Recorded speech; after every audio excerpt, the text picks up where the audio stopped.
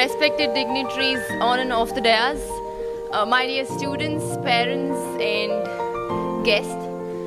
It's a great honor to be here today, and I'm really very happy that, sir, thank you for inviting me, and I've never seen such a beautiful campus.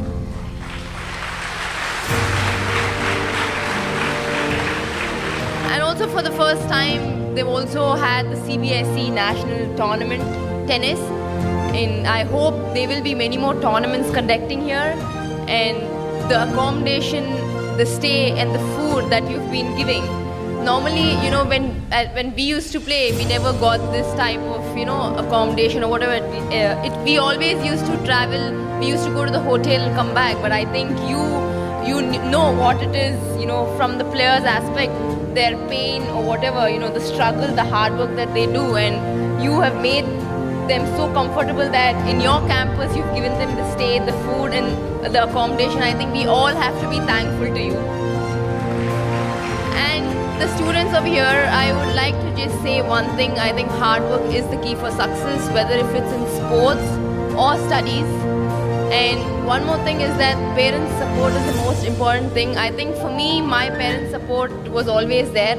And I hope that, even your parents and your teachers, because, for me, my guru also played a very important role, my coach. I think for you all, your teachers play a very important role. They put in their full effort. So I wish that even you give your 100% and work hard and be disciplined and do your work, and automatically you will get success in your life.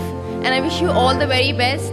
And once again, I would like to thank you all for inviting me, and thank you so much. Seeing you all reminds me that when I was in school days, when there were people coming and giving speeches, I used to be very inspired.